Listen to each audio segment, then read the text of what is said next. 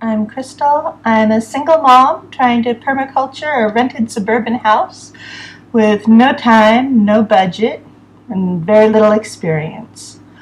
I've had some success, I've had some failure. Either way, I'm on an adventure.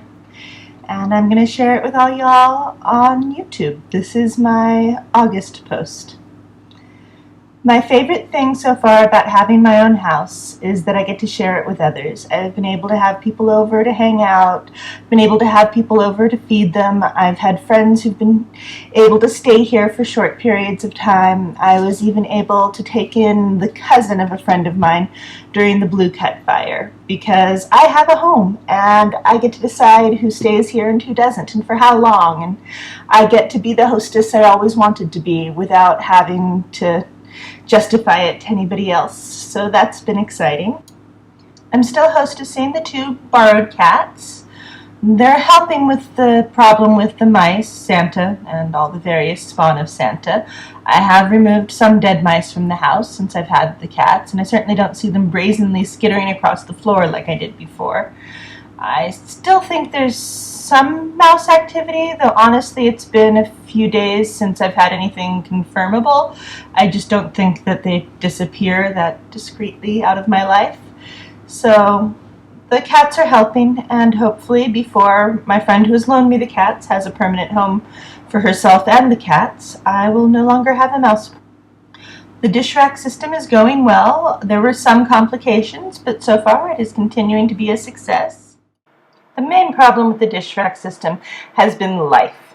My basil is supporting life, little basil eating green life, which I have removed, and it is doing much better now that my plants are the only things living in the dish rack. The compost has been the problem in need of fixing.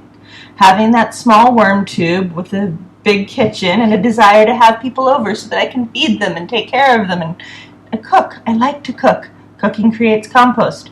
I'm a big fan of lazy compost heaps. Just, put it all outside. If you build it, they will come.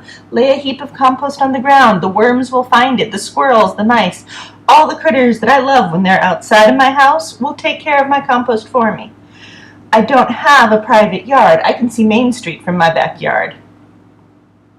I don't have a wind-sheltered yard. My compost will quickly become my neighbor's compost, but I don't think that's a good way to make friends with the neighbors. So I've needed something contained, but bigger than the little worm tube that I started with. I used to have a little tiny worm bin on my counter in the old apartment I lived in back 1,000 years ago when I was a newlywed. That worm bin worked well. I was still juicing a lot. All those, like the pulp and stuff that wasn't like drinkable in my juice would go into the thing that would go into the worm bin. And they loved it, and they thrived, and I didn't have a garden. I had a north-facing balcony. Not a lot you can grow on a north-facing balcony. I took my worm castings and all that wonderful, fertile goodness and would sneak out of the apartment in the middle of the night and scatter it in the landscaping. And then I'd have room in the bin again and start filling it up and start all over again. And I did that until we moved, decided not to move the worms to the desert, just set them all loose one night. Be free, my darlings, be free. I'm doing the kitchen worm bin again, only on a much larger scale, because with 2 teenagers in the house and an adult practice kid who visits semi-regularly, I cook more than I did when it was just me and my then husband. So let me show you what I did. Whenever possible, I like to use the resources that are already available to me, in this case, junk mail. There is a lot of junk mail set aside to go into my worm bin. Not the glossy stuff, though this does have the colorful dyes, because I'm not going out and buying a plain black and white newspaper just to feed to worms. I will use the junk mail that comes to me, and a cardboard box that I got some hand-me-downs in.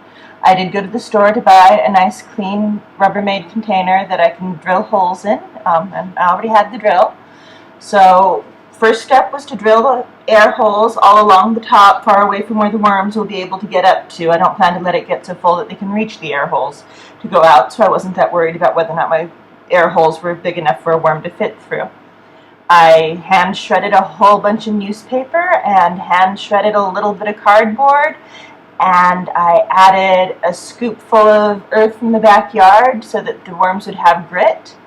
And I set a very clever worm trap that the worms did not adequately appreciate the cleverness of.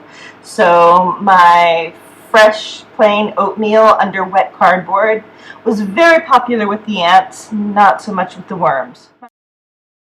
My lazy compost always attracted the worms for me. I'm pretty sure that this bin in my pantry is not going to do the job. So I'm going to probably end up ordering the worms online because my local hardware store is out of worms for the foreseeable future, and the oatmeal bait is attracting ants, not worms, to my wet cardboard. So hopefully next time I update, I will be able to show you how this lovely in-pantry worm bin is giving me usable soil. That's the August update. Hopefully I will post the September update before the very last day of the month. I really am trying to give up procrastination, so maybe next month.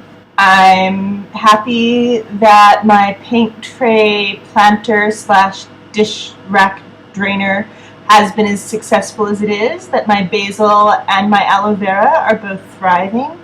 I'm happy that watering my Lazarus rose has given me a summer rose bloom right outside my bedroom window. I'm still watering the dead gardenia. It's still dead. This stubborn streak may illustrate why it took me 10 years to file for divorce. Whatever my habits may be, I've gotten myself to where I am now. I have my own home. I'm excited that I get to share it with the people who visit me and with those of you who watch my videos. This is my home. I made this.